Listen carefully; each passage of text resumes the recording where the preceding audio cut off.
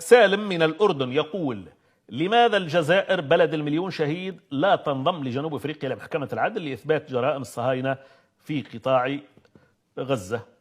الحقيقة يعني بيني وبينك الكلام هذا بيناتنا، يعني ما توصل لأهلنا في الجزائر. والله الجزائر يعني خطابها ما قبل العدوان، يعني دائما مع فلسطين ظالمة أو مظلومة. احنا لو كانت فلسطين على حدودنا كنا حررناها، كنا نستمع لهذا الكلام. وأنا شخصيا وكثيرين منكم ربما كان يصدق بعضه على الأقل، لأنه الجزائر تاريخ وعظمة وشهامة ورجولة. لكن عندما جاء الامتحان في هذا العدوان الحقيقة لم نرى شيء، مع كل التقدير لكل أهلنا في الجزائر. القضية الفلسطينية نتبعها أنا شخصيا. لا رينا مظاهرات ولا رينا مواقف مزلزلة. يعني الآن الرئاسة الجزائرية تدعو إلى اجتماع لمجلس الأمن، يعني ليس هذا من نريده. شو راح يعمل مجلس الأمن؟ يطلع لك الأمريكي فيتو جديد؟ لا، نريد خطابات مثل اللي ذكرناها منذ قليل في الساعة الأولى.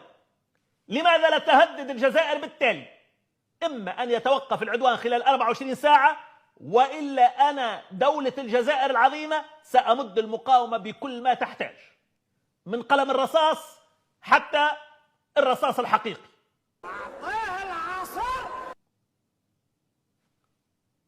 تضع العالم أمام الامتحان وتحرج كل الزعماء العرب. ليش ما تفعل الجزائر هذا؟ ما الذي يمنعها؟ دولة غنية، يحاصروك لما تكون فقير، لكن لما تكون غني شو رح يعملوا معك يعني؟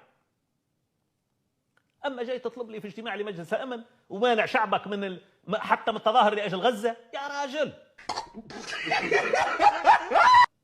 فبالتالي أعود لكلامي أن الأنظمة العربية الحقيقة، لا أقول كلهم من باب الأمانة، يعني أكثر من 80% يعني أكدوا مش فشلهم. والله الفشل هذه على فكرة كلمة مخففة، ما أكثر من الفشل خلال هذا الامتحان. غزة قامت بتعرية كل هؤلاء العراة أصلا.